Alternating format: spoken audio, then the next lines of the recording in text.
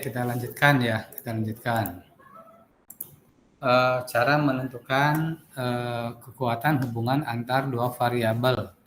Tadi kita sudah membahas bahwa ini karakteristiknya adalah jika variabel Y-nya kuantitatif dan variabel prediktornya juga kuantitatif.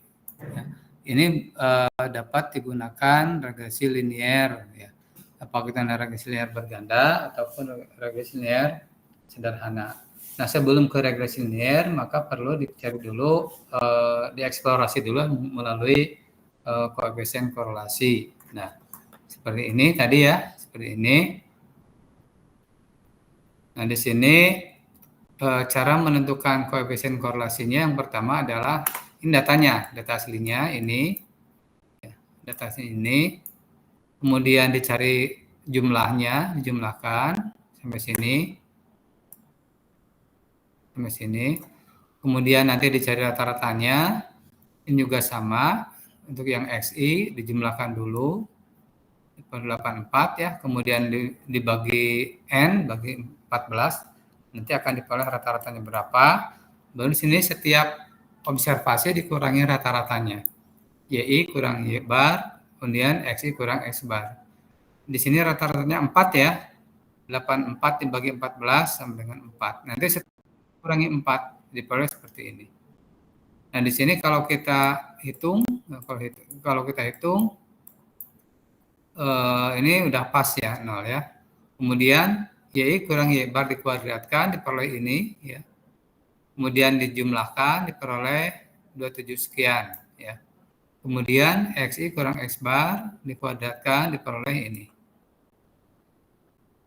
Kemudian YI kurang Y bar kali XI kurang X bar, berarti yang ini kali ini ya, negatif 74,21 kali negatif 5 diperoleh seperti ini, kemudian negatif 64,21 kali negatif 4 diperoleh 272,86 dan seterusnya. Kemudian setelah itu lalu dijumlahkan seperti ini. Nah, dengan diketahuinya ketiga kuantitas ini, maka nanti akan diperoleh koefisien korelasi dengan menggunakan rumus ini ya. Sigma YI kurang Y bar, XI kurang X bar, berarti yang ini. Ya, ini. Kemudian sigma YI kurang Y bar dikuadratkan, berarti ini ya. 2778,36, kemudian yang ini 114. Sehingga diperoleh 0,996. Jadi kekuatan hubungan antara variabel X dan variabel Y adalah 0,996. Itu bukan menunjukkan variabel X mempengaruhi variabel Y gitu ya, hanya mengukur kekuatan saja. Oke, sampai sini ada pertanyaan? Ada kesulitan enggak?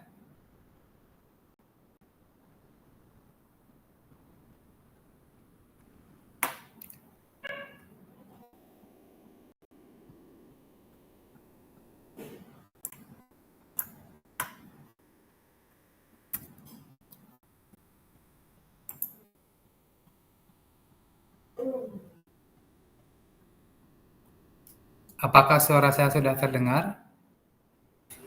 Terdengar, Bapak.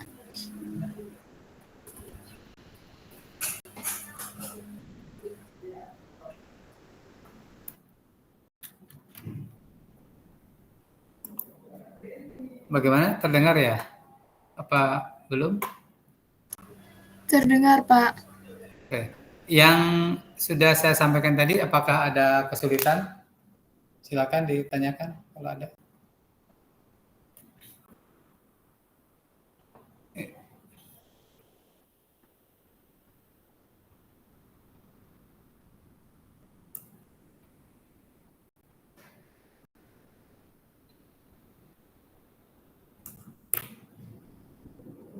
Oke, kalau tidak ada, kita lanjutkan ya.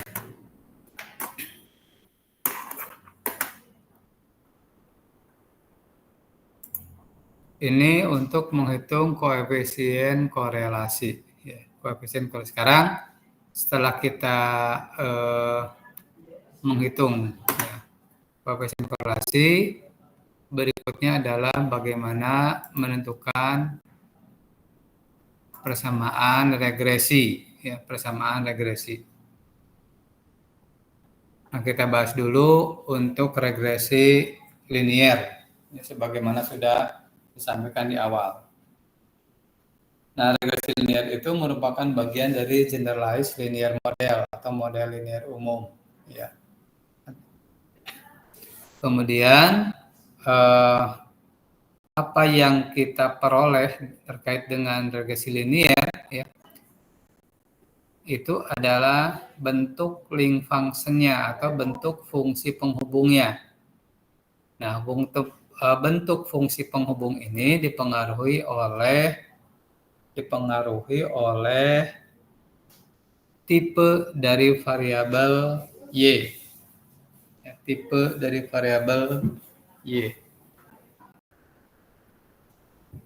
Nah, contoh dari bagaimana cara kita menspesifikasi model. Jika variabel Y-nya normal, ini continue ya, normal, maka nanti akan diperoleh model regresi seperti ini, di mana prediktor linearnya adalah eta, ya, eta sama dengan x. Ini namanya prediktor linear, gitu ya. Nah, kemudian apabila y-nya itu kosong, maka bentuk regresi seperti ini, mu sama dengan eksponen pangkat theta. Ya. Di mana etanya sama dengan log mu, ya, sama dengan x beta. Oke, ini skip saja. Kita langsung kepada ketika kita akan membuat model, apa saja yang harus dilakukan, tahapan-tahapan apa saja yang harus dilakukan. Coba dibacakan saja, sama siapa? Fatimah ya, coba dibacakan Fatimah. Tahapan pemodelan. Baik Pak, untuk tahapan pemodelan yang pertama itu ada spesifikasi distribusi, yang kedua itu spesifikasi link function, yang ketiga itu spesifikasi prediktor linear. Untuk contohnya juga Pak? Iya, betul. Per slide saja, ya. Untuk contoh yang pertama itu spesifikasi distribusi. Misalkan Y-nya berdistribusi normal. Ya, misalkan Y-nya berdistribusi normal.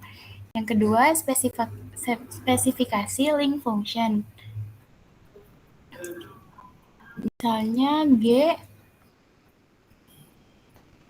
Saya ini dulu ya, nanti diikuti ya. Sebentar saya jelaskan dulu. Tahapan dalam pemodelan itu paling sedikit ada 3 ya. Pertama, menspesifikasi distribusinya. Distribusi apa? Distribusi variabel respon. Kemudian yang kedua, menspesifikasi link function atau fungsi penghubung. Penghubung apa? Penghubung antara variabel X dan Y. Kemudian yang ketiga adalah menspesifikasi variabel prediktor linier. Ya. Menspesifikasi variabel artinya apa?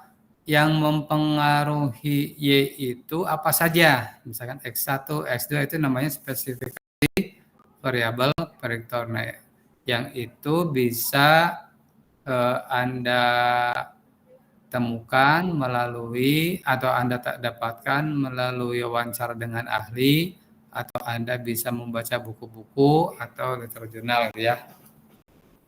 Itu jadi Anda siapa tadi Mbak Fatimah ya. Pertama, menspesifikasi distribusi variabel respon. Yang kedua, menspesifikasi link function menggunakan ini ya, G mu atau sama dengan eta sama dengan mu ya, karena identitas dari etanya sama dengan mu. Jadi ini fungsi nih, namanya fungsi ini. Ini namanya fungsi. Kalau fungsi kan biasanya gini. Nah, biasanya f(x) sama dengan X. Nah, berarti ini namanya apa? Fungsi identitas. Ya, fungsi identitas. Seperti itu ya. Nah, kalau di sini normal, maka nanti fungsinya identitas. Nah, kalau fungsi identitas berarti vektor linearnya eta sama X beta. X beta. Ya, ini agak lanjut, ini sebagai tambahan pengetahuan saja. Yang penting tiga inilah. Tiga ini yang perlu Anda pahami, gitu ya. Nah, dilanjutkan. Tadi Mbak siapa? Tadi Mbak Fatimah sudah ya. Sekarang Kamelda sudah, Setun sudah, Sela Dia Ayu. Dibacakan saja Sela Dia Ayu. Baik, Bapak. Untuk model regresi linear sederhana, regresi Y sama dengan beta 0 plus beta 1X plus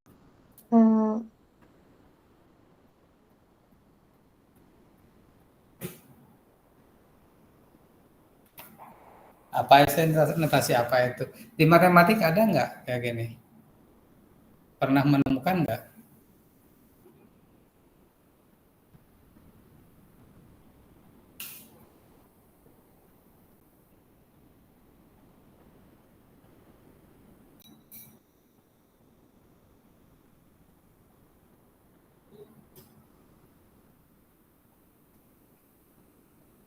Sebentar, ini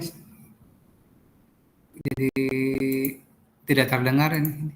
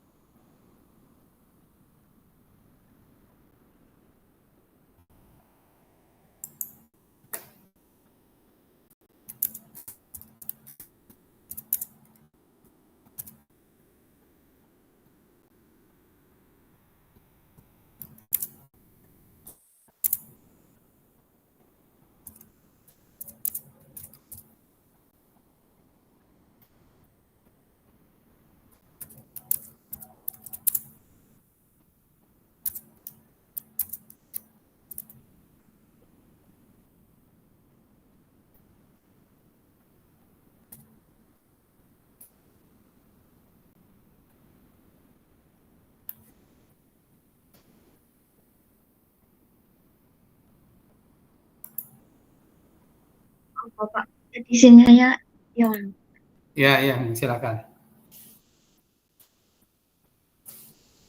model regresi linear sederhana.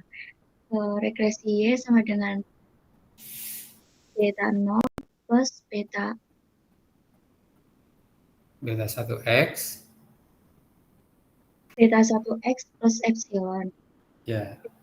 B0 yaitu intercept untuk base beta B1 1 slope. yaitu slope, Y yaitu variabel respon, X yaitu variabel prediktor, untuk epsilon yaitu error. Ya. Regresi YI sama dengan beta 0 plus beta 1 XI plus epsilon I, di mana I-nya sama dengan 1, 2, sampai N. Untuk estimasi parameter beta 0 dan beta 1, yaitu S beta 0, beta 1 sama dengan sigma, di mana N, I, N,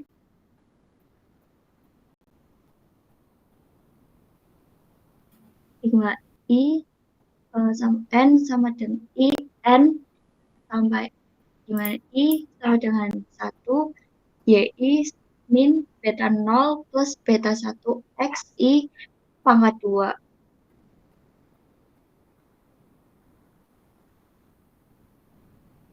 Ya, udah dulu ya. Ya, Pak.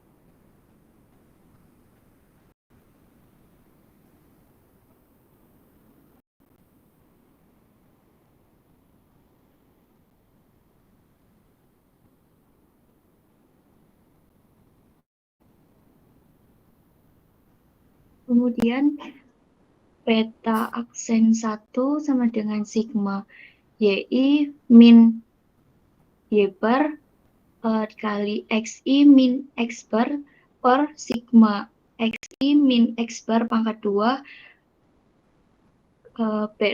beta 0 beta 0 sama dengan Y X bar min beta 1 X bar, yaitu Y aksen sama dengan beta aksen 0 plus beta aksen 1 X. Interpretasi jika X naik satu satuan, maka Y naik sebesar beta 1. Oke, sampai sini dulu ya. Sampai sini dulu. Perhatikan. Ini matematik ini ya, matematik kalkulus. Ya. Ada sedikit geometri lah ya. Misalkan kita punya model Y sama dengan beta 0 plus beta 1X plus error. Ya. Kemudian ini beta 0 ini disebut intercept. Beta 1 disebut slope, Y variabel respon, X variabel prediktor, dan E errornya ya, epsilon errornya. Nah, kalau yang ini modelnya ya, modelnya. Kalau ini berdasarkan dari setiap pengamatan. Maka di sini kalau di sini variabel acak, di sini nilai dari variabel acak. Ya. Kalau yang atas itu adalah variabel acaknya, variabel acak Y itu dipengaruhi oleh ini. Kalau yang bawah nilai variabel acak Y ini dipengaruhi oleh nilai variabel acak X, Y, ya. Nah, karena kita itu ingin mencari hubungan antara Y, I, dan X, I, ya, agar bisa dijelaskan, ya, bahwa XI ini bisa dijelaskan oleh XI, maka pengaruh luarnya itu harus minimum. Bisa dipahami nggak?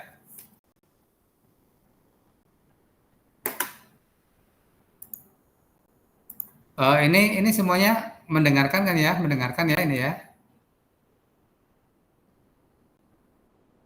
Ya. Biar tidak monolog, Oke. Saya ulangi. Nah, agar YI ini bisa dijelaskan oleh XI, maka nilai yang tidak bisa dikendalikan ini harus minimum. Bagaimana caranya? Dengan cara ya, agar beta 0 dan beta 1 representatif, carilah jumlah kuadrat ini supaya minimum. Maka seperti ini. Ya. Berarti epsilon I ini sama dengan YI dikurangi beta 0 dikurangi beta 1 XI. Ini adalah jumlah kuadratnya. Ya. Jumlah kuadrat dari ini. Nah, gitu ya. Nah, seperti ini. Nah, kita sekarang masuk ke geometri. Kalau kita punya vektor ini, ya. Kalau kita punya vektor ini, kemudian nanti diproyeksikan ke sini, gitu ya. Ya. Ini misalkan ini, dijatuhkan seperti ya. Nah, gini ya. Berarti ini harus tegak lurus. Coba kita bandingkan apabila ini saya gambar yang saya jelaskan yang gambar di sini aja. Kalau kita ambil errornya ke sini ataupun ke sini, mana yang lebih panjang? Ya. Apakah error 1, error 2, atau error 3? Yang paling pendek lah, yang paling pendek.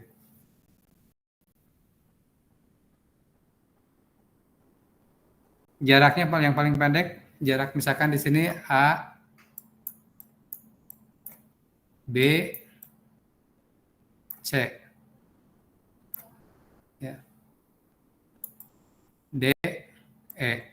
ya.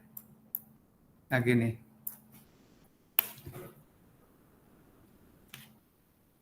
jarak yang paling pendek BD, BC atau BE?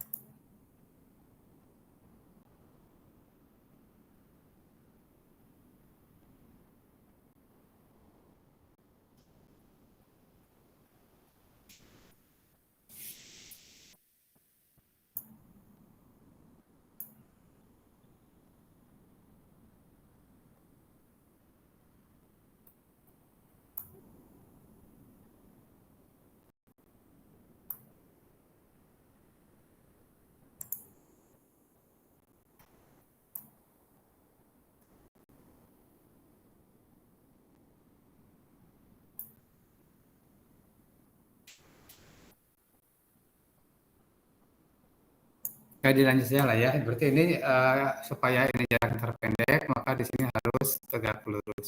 Apa tegak lurus? Berarti ini harus bebas, harus saling bebas antara epsilon dan xi gitu ya.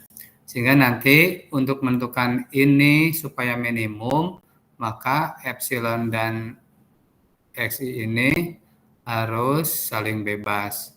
Nah, kemudian ketika harus saling bebas, saya ringkas saja diperolehlah bahwa estimator untuk beta satunya ini, estimator untuk beta nolnya ini.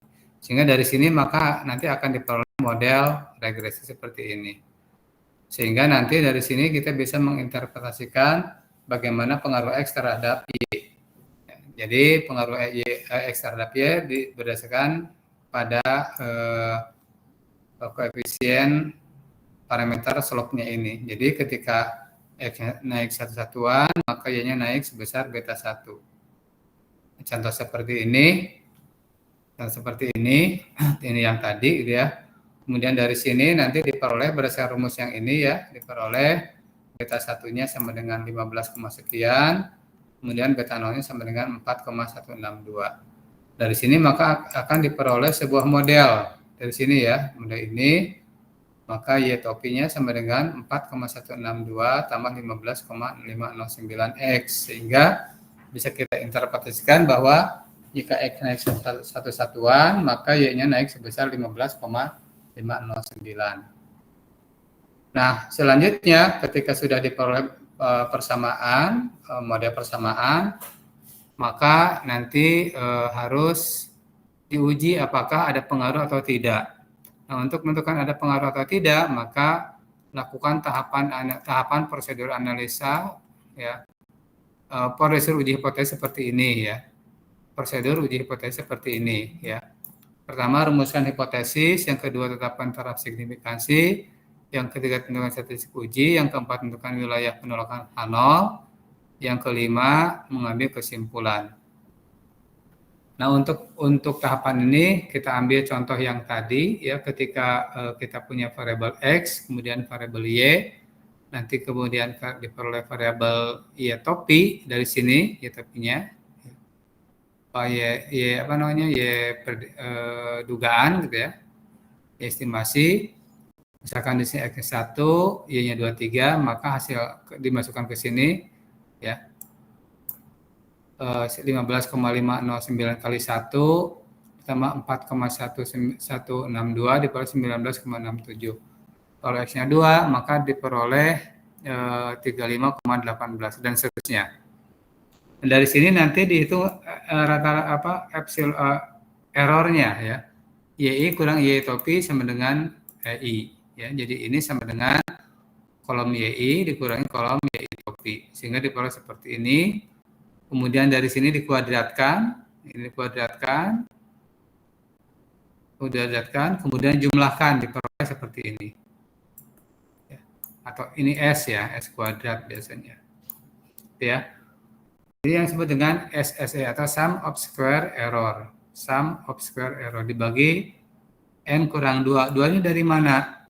2 itu dari banyaknya parameter yang diestimasi, yaitu beta 0 dan beta topi. Beta 0 dan beta 1. Maka disebut di sini dikurangi 2. Bagaimana kalau X-nya lebih dari 1? Misalkan X-nya sama dengan 4. Nah, berarti di sini N kurangi 5. Jadi seperti itu. Nah, setelah itu baru dihitung variansi dari beta 0 dan variansi dari beta 1. Ini digunakan untuk apa? Untuk menguji hipotesis. Ya. Misalkan di sini variabel beta 0 sama dengan sigma kuadrat. Ini rumus ya. Rumus. Ya, X ini dari XI kurang X barnya dari sini. Ya. Dari sini. Kemudian nanti Anda bisa ikuti lah ya itunya, apa namanya, tahapan prosedurnya. Kemudian cari variabel beta 1, variansi beta 1 sama dengan sigma kuadrat bagi X kurang X bar. Jadi sigma kuadratnya ini. Nah, ini ya.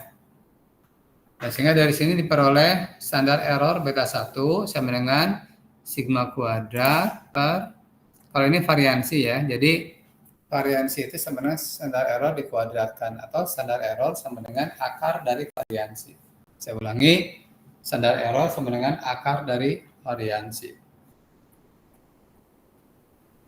Nah, ini standar error buat beta 1 sama seperti ini, kemudian standar error beta 0 sama dengan seperti ini. Nah, ini untuk apa? Ini digunakan untuk menentukan nilai statistik uji. Kita ambil contoh seperti ini. Kita akan menguji beta 1 ya. Bagaimana untuk menguji beta 0? Sama saja ini, sama. Kecuali yang ini, beta 1 topi diganti dengan beta 0 topi, kemudian SE beta 1 topi diganti dengan SE beta 0 topi. Bedanya seperti itu. Ya. Bedanya hanya itu saja. Lainnya sama. Nah, sekarang misalkan kita ingin melakukan uji hipotesis. Apakah ada pengaruh beta 1 terhadap, apakah ada pengaruh X terhadap Y misalkan. Apakah ada pengaruh X terhadap Y. Maka kita harus menguji apakah beta 1-nya itu signifikan atau tidak. Ya, seperti itu. Maka kira-kira seperti ini ya, seperti ini. Kemudian nanti tinggal dicari beta 1-nya berapa? Beta 1-nya 15,509. Kemudian SE beta 1-nya berapa? Tinggal masukkan ke sini. Ya. Nanti akan diperoleh hasilnya. Nah, nanti ketika diperoleh hasilnya T1, maka nanti masuk ke tahapan berikutnya, yaitu menentukan wilayah penolakan. Nah, menentukan wilayah penolakan ini tidak bergantung pada yang tahapan ini, tapi bergantung pada alfa. Alfa yang digunakan berapa? Misalkan alfa yang digunakan 5%. Berarti T alfa per 2 sama dengan T 2,5. Ya.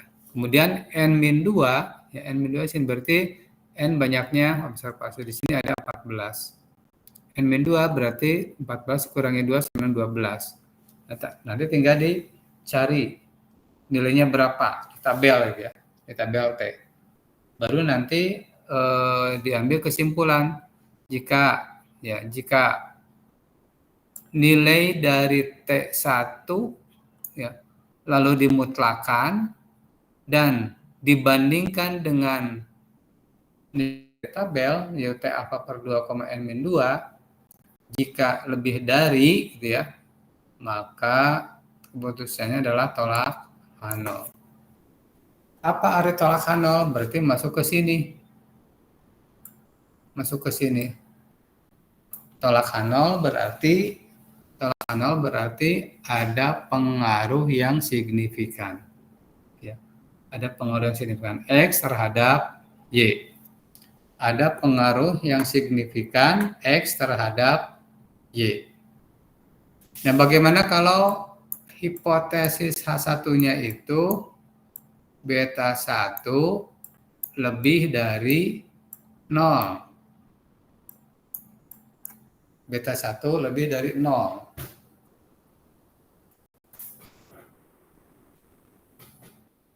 Nah, kalau di sini beta 1-nya tidak sama dengan 0, berarti narasinya adalah ada pengaruh yang signifikan. Kalau di sini beta 1-nya lebih dari 0, berarti ada pengaruh positif yang signifikan. Pertanyaan saya, jika H1-nya beta 1 kurang dari 0, narasinya apa?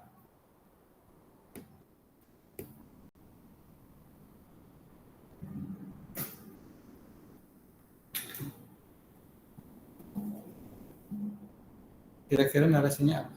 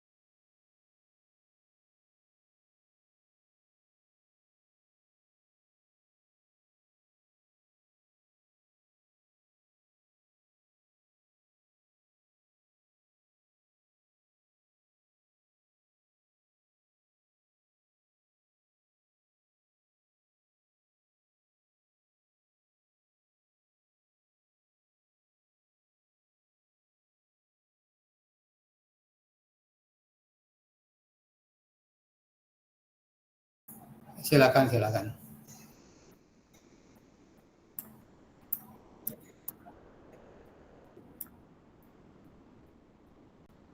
Ya, terdapat pengaruh negatif yang signifikan. Ya. Jadi rumusan hipotesis itu sangat mempengaruhi terhadap interpretasi. Ini tadi ya, jadi kalau kurang dari 0, maka interpretasinya jika di sini signifikan, maka bisa kita katakan terdapat pengaruh negatif yang signifikan. Oke, dilanjut ke ini ya. Setelah model terbentuk, misalkan tadi udah ada signifikansi terhadap parameter ya. Maka berikutnya adalah menentukan goodness of fit atau kebaikan dari sebuah prediksi ya. Kebaikan dari sebuah prediksi. Nah, bagaimana caranya untuk mengukur apakah model yang kita bentuk itu baik atau tidak, gitu ya. Jadi bukan benar atau tidak ya, karena tidak ada model yang benar. Ya. Nah, kalau model itu baik atau tidak, maka ya, kita bisa menggunakan kriteria. Salah satunya kriteria R square atau R kuadrat atau koefisien determinasi.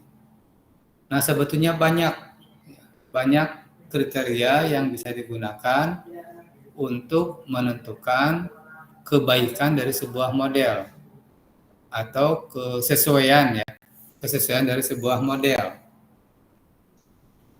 Ada AIC, ada BIC, ada PRES, ya. Kalau dalam model regresi linier ada CP-Mellow dan seterusnya. Kita gunakan yang simpel dulu, yaitu R square atau koefisien determinasi. Rumusnya seperti ini. SSR dibagi SST. SSR itu jumlah kuadrat regresi. Kalau SST jumlah kuadrat total. Ini diperoleh dari mana? Ya. Diperoleh dari hasil analisa yang tadi, yang ini. Ini ya. Kalau SST itu ini YI kurang Y bar dikuadratkan, dijumlahkan, ini namanya SST. ST gitu ya. Apa itu SSR? Yang ini. SSR itu hasil dari YI topi, yang ini ya. YI topi dikurangi Y bar dikuadratkan, kemudian jumlahkan, namanya SSR. Atau bisa juga diuraikan dulu sehingga nanti akan menghasilkan SSE. Nah, ini sudah lebih mudah ini. Jadi R kuadrat sama dengan 1 dikurangi SSE dibagi SST. Ya. Apa itu SSE? Tadi sudah sudah dihitung nih. SSE itu nilai YI kurangi Y prediksi. Dikuadratkan, baru jumlahkan, namanya SSE, sum of square error, atau jumlah kuadrat error. Jumlah kuadrat error. Jadi R kuadrat sama dengan 1 dikurangi SSE dibagi SST. Nah, seperti ini. Nah, ketika model tersebut bagus atau baik, maka nilai R kuadratnya itu akan tinggi. Ya. Kalau modelnya jelek, maka R kuadratnya akan rendah. Nah, yang paling penting bagi Anda adalah bagaimana menginterpretasikan nilai R kuadrat. Misalkan gini, nilai R kuadratnya sama dengan 80. Berarti variabel X ini ya dapat menjelaskan keragaman dari variabel Y sebesar 80%. Berarti ada yang tidak bisa dijelaskan oleh X. Nah, itulah yang masuk ke dalam error. Jadi semakin besar nilai R kuadrat, maka model yang kita dapat semakin baik. Itu. Nah, untuk regresi linier sederhana seperti ini dulu, ini konsepnya dulu ya. Konsepnya dulu, kemudian interpretasi. Nah, untuk praktek bagaimana cara menghitung nanti bisa Anda pelajari di sini. Kemudian bagaimana untuk aplikasi di R. Ya. Ini sudah ada tugasnya, saya jelaskan dulu ya. Misalkan kita punya data, nama datanya data pertemuan 2 ya. Pertemuan 2 ini datanya dari mana? Dari sini. Ini. Kita ambil data ini ya. Kita ambil data ini. Nah. Kita ambil data ini. Kita akan buat regresi hubungan antara pengaruh X terhadap Y. Pengaruh X terhadap Y berarti Y sebagai variabel respon, X-nya sebagai variabel prediktor. Misalkan data yang tadi sudah saya simpan di Excel. Nama filenya data pertemuan 2 XLSX. Nah, untuk mendapatkan model ini Anda cukup dengan mengetikkan SLM sama dengan Y tilde X data sama data 2. Data 2 ini merujuk kepada data 2 ini. Nah, merujuk pada ini. Kalau tidak disebutkan, nanti ini tidak akan terbaca. Karena di data 2 ini sudah ada variabel Y, nama variabelnya yaitu Y dan X. Seperti itu ya. Nah, setelah diperoleh ini, maka nanti outputnya dikeluarkan dengan perintah summary. Dengan perintah summary ini, maka akan diperoleh hasil seperti ini. Tadi kan interceptnya 4,162, kemudian slope-nya 15,509, sama dengan ini ya. 4,162 dan 15,509. Sama seperti ini. Kemudian kalau Anda lakukan uji hipotesis, diperoleh nilai T hitungnya yang ini 1,24, kemudian ini 30,71, diperoleh dari mana? Dari sini. Nah, menggunakan ini maka diperoleh 1,24. 1,24 itu dari mana? Dari 4,162 ya, 4,162 dibagi 3,355. Kalau yang ini 15,509 dibagi 0,505, sehingga diperoleh seperti ini. Nah, dari sini bisa kita ambil kesimpulan bahwa terdapat pengaruh X terhadap Y, karena di sini sangat signifikan. Pada taraf berapa? Lihat tanda bintangnya. Di sini ada 3 bintang nih. 3 bintang berarti pada taraf 0,1%. Kalau 2 bintang 1%, kalau 1 bintang 5%. Nah, sekarang setelah diperoleh model, kemudian diperoleh signifikansi model, baru nanti dicari diuji, dicek asumsi-asumsinya. Di sini kalau linear itu berarti normal. Ya. Bagaimana kalau tidak linear? Misalnya gini. Itu harus melalui transformasi, tapi bukan bahasan di sini, ya. Ini sekarang untuk yang pengantar dulu, sehingga untuk pengantar ini kita asumsikan errornya yang mudah dulu, yaitu linear. Residuanya itu linear normal gitu ya, normal. Begitu dulu, silakan kalau ada pertanyaan.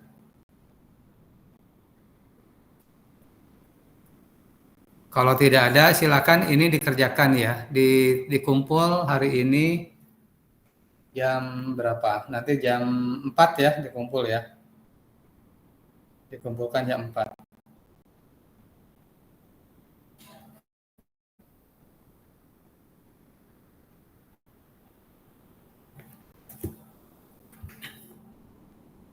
Pertama tugasnya adalah menginstal RStudio, kemudian melakukan analisis sederhana, kemudian install ini, nah hasilnya itu di screenshot.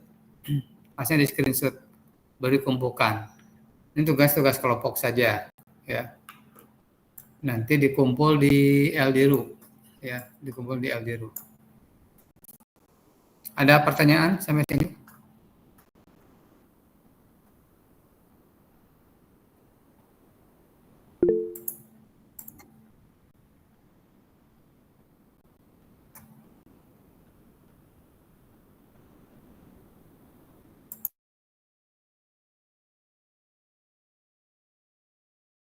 Bapak, mohon maaf izin bertanya.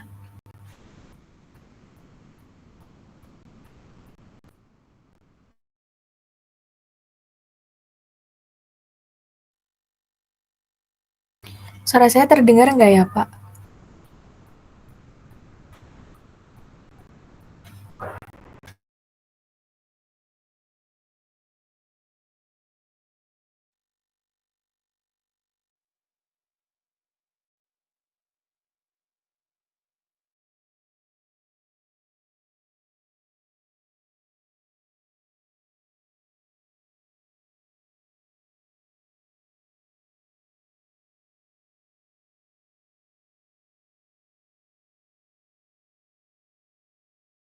Bagaimana Mbak Uswatun? Baik, Pak. Untuk mungkin dari teman-teman juga belum masuk di LDIRU, Bapak. Jadi untuk pengumpulan bagaimana, Gi? Coba nanti kan ada beberapa yang sudah masuk di LDIRU ya. Jadi yang masuk di LDIRU itu nanti didistribusikan sehingga menjadi wakil bagi kelompoknya untuk mengupload gitu ya. Pas saya cek ada beberapa yang sudah masuk LDIRU. Nah, nanti yang sudah masuk LDIRU itu jadikan sebagai ketua atau sebagai koordinator untuk mengupload tugas. Kira-kira jelas Mbak Usatan? Baik, Pak. Berarti untuk pembagian kelompoknya nanti dikoordinir PJ kelas G. Ya, iya.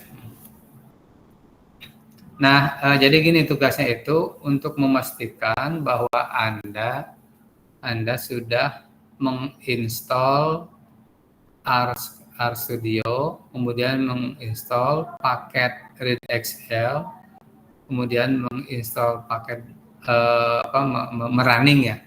Ini kan hasilnya sudah ada. Jadi Anda tinggal ketik ulang untuk memastikan Anda pernah mencoba.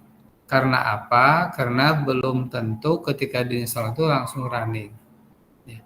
Karena harus ada paket tambahan yang harus dimasukkan seperti itu. Kira-kira jelas kira-kira ininya?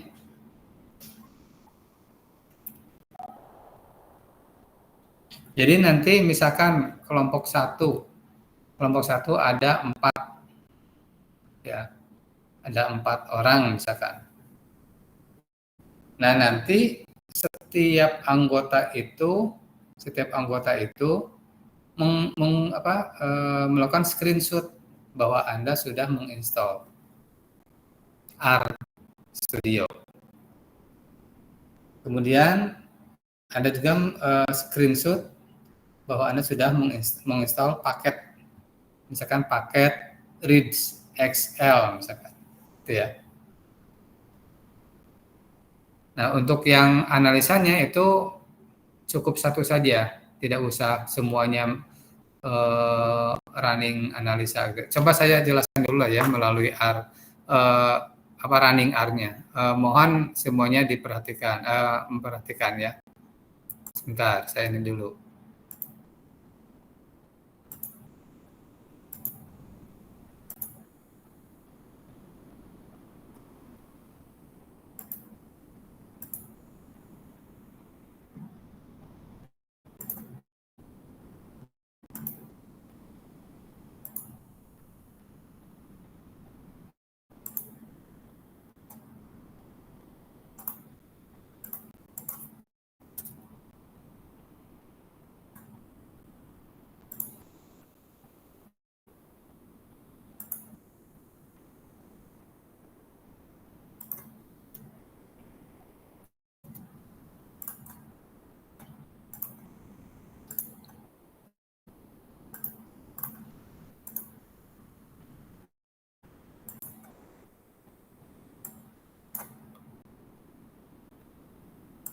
Sudah kelihatan ini R-nya? Sudah kelihatan? Sudah, Bapak. Oke, tahapannya gini ya, sebentar saya ini dulu. Pertama Anda install R kan, RStudio. Nah, ketika sudah terinstall, kemudian di run, nanti akan muncul seperti ini ya. Biasanya defaultnya 4 Windows ini ya, 1, 2, 3, 4. Lalu yang kedua karena kita nanti akan berhadapan dengan data-data yang disimpan di Excel, berarti Anda harus install. Ini di sini ya, paket, ya, install, tulis saja di sini,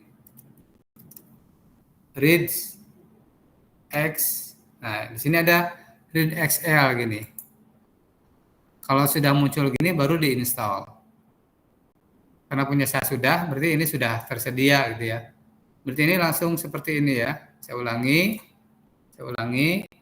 Di sini install, kemudian di sini tulis read XL, langsung klik install. Ya. Yang kedua seperti itu. Yang ketiga, setelah ada paket read XL-nya, lalu dipanggil.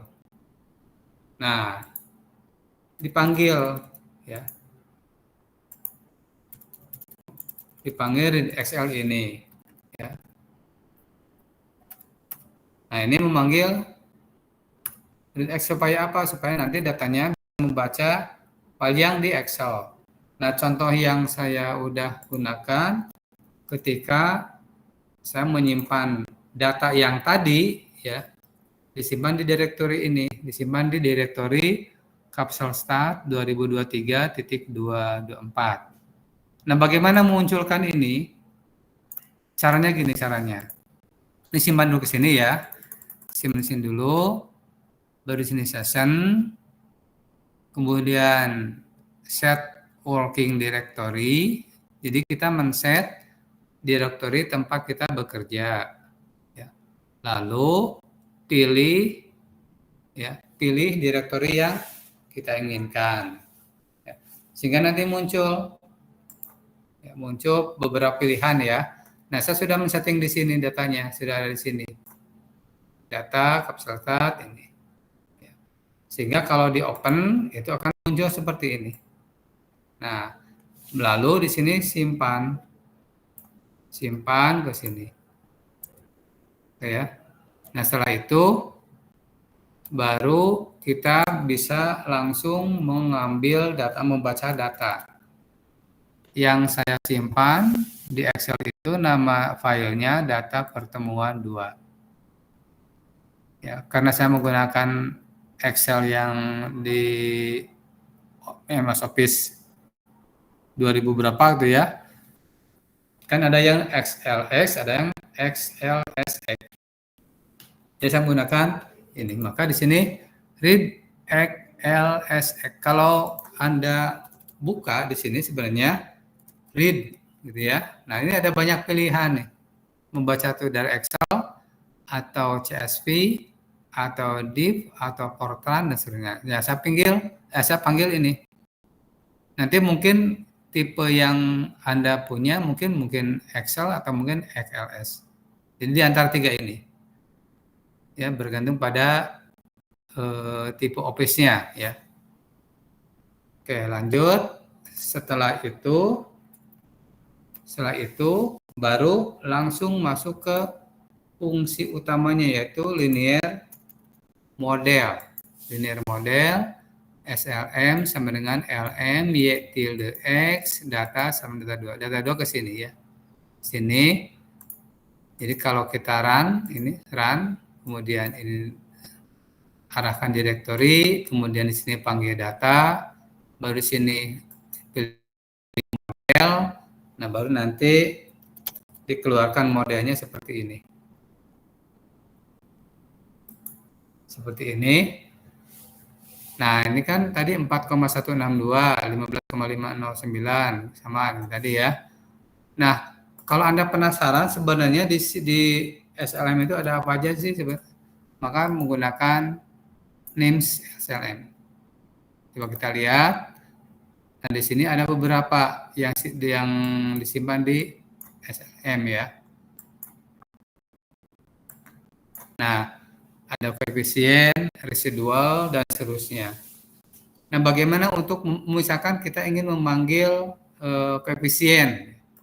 Tulis saja SLM, tanda dolar, koefisien. Nah, ini koefisien ya. Nanti ketika diklik, yang muncul adalah hanya koefisiennya saja. Ya. Oke, sampai sini ya. Lalu setelah itu kita ingin mengecek error. Jadi ini sudah sampai sini saja. Nanti errornya kita bahas minggu depan saja. Errornya kita bahas minggu depan saja. Kira-kira bisa dipahami? Permisi Pak, Ya, silakan. izin meminta tambahan waktu, boleh tidak ya? Soalnya mau ngedata dulu siapa yang sudah masuk ke Eldirit gitu Pak. Kapan ininya?